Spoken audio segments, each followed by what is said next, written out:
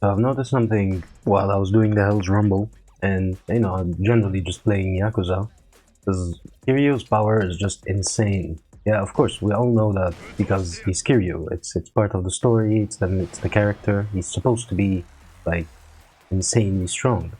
When you play as other characters that are not even relatively close to Kiryu at all, in any way or form, they feel like they're super weak.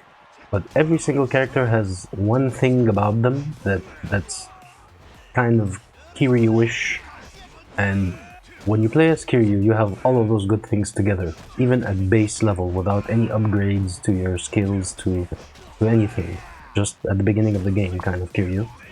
Except that investigator guy, he's special. He's like the special one of all of them that I've unlocked so far. Even. So the observation here is the characters that you play against, those random mobs that you destroy, those like random no-name yakuzas, and there's some named even yakuzas, but not big names, like those mid-tierish bosses.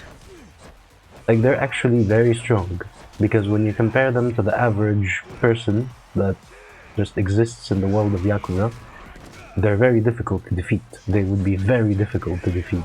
I mean, just from the Hell Rumble, like there's that guy who's the strongest store clerk. You'd think before you play as him that he's going to be super strong. He has a strong punch, or I don't know, he can take a lot of hits, or like there's something that has to be strong about him. When you play it as him, he's very weak. He's extremely weak. Nothing about him is strong at all. Nothing. Like I don't think even leveling him up would give him that much of a power boost as claimed in his name, in his sub-story that you're unlocking from. So, yeah, like when did Kiryu become so strong and just so athletic and fighter athletic at the same time? I mean, I've played all of the Yakuza games from beginning to now, like a Dragon Gaiden, and I don't think just fighting a bunch of people in the street and punching them and running around and punching them and maybe okay going to Komachi, going to Dachi. I don't remember all of these people that like give you the training, in all of the Yakuza games. Yeah, you still do the move, the technique, but it's not in a linear way where you improve your skill. You improve, for example, your running, your endurance, your stamina, um, through stretches and through core exercises and power training, and you're now able to do the dodge roll, come out of the dodge roll, punch in the knee. It's difficult. Like you just wouldn't be able to do that. Like just seeing it in front of you for the first time and then doing it would be nowhere close to it being effective. Even you'd have to repeat that maybe 100 times for it to even go smoothly, like tuck tuck tuck tuck tuck tuck tuck tuck, and then you can probably add strength and power to it so that it does what it's supposed to do. It's distraction, build, one hit, and then finish. So what I'm trying to get to is, how did Kiryu build all of this power without going through all of these things? Because we see the story, we see how he's fighting and what happens to him and whatnot. Sure, experience of fighting is still like it helps, you know, will improve you, but I think there's a gap there that should definitely be filled by, just as to show us how did he gain that much strength. We should be able to go through some of these things. Of course, I don't mean that we're gonna have to play mini games where we do like 100 push-ups. That's too boring and repetitive. But still, there should be some sort of explanation as to how that happened. Of course, I don't mean that we're gonna have to play mini games where we do like 100 push-ups. That's too boring and repetitive. But still, there should be some sort of explanation as to how that happened. I mean, I'm not the producer of Yakuza, and for a very good reason, because if I was, I would just be, okay, we have to do 100 laps around this, or no, there must be some other way, right? Where we go through a training arc, in the story where we at least can see that in a cutscene or through multiple cutscenes that there's improvement that happens to his physical general fitness, and then combat fitness, and then maybe strength in overall, and endurance and stamina, kind of like Yakuza, like a dragon initiation, some sort of thing, or Yakuza training mode, VR training mode, I don't know, something like that, just to give us an idea of how he has developed, to show us and give us the idea. And yeah, because when you play as normal characters, and for example, you have one of them, he's a foreman and he has a huge hammer.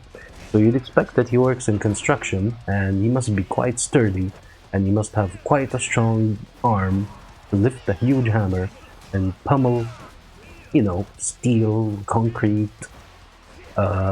walking on unstable ground, the risks and hazards of things falling from construction itself and hitting him, lifting heavy things all the time because he's huge. Compared to Kiryu, he's actually huge, and he can lift heavy barrels full of, I don't know, concrete material, like material used for cement, for concrete, heavy bags. Like you would expect that character, that big hammered character, would be 10 times the strength of Kiryu, just in raw power, you know. Yet his damage is so low in the game. Maybe because of the level, but it's just so low. So I don't know.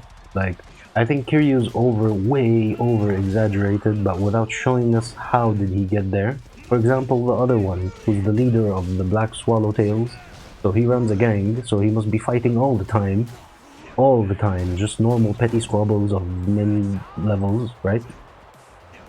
And he's still super weak. Like, he only uses a gun to take down like others, and I think that's his strongest attack.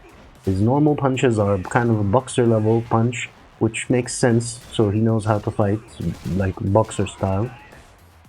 But we don't probably need to see his progress and his development for that one character, because you connect the dots. He's a gang leader, so he's fighting all the time. He must have learned how to punch from some underling of his that probably was an ex-boxer. He might have been even an ex-boxer, but it makes sense. But Kiryu, like, he was an orphan. He was taken in by Kazama, and things happened. The story of Yakuza, but out of nowhere, suddenly he just gained so much power and strength and flexibility and combat finesse and combat training and combat experience to do crazy things that we actually do in the game, not the cutscenes that show us, that we are actually able to execute. But there was no explanation how he became legendary, like the Dragon of Dojima in combat, not the Dragon of Dojima in title, because that's the story. The story builds to that. So yeah, I just thought it's an interesting observation while I was playing. Some characters are supposed to be strong, but they're super weak. And Kiryu's supposed to be strong, he's strong. I don't know.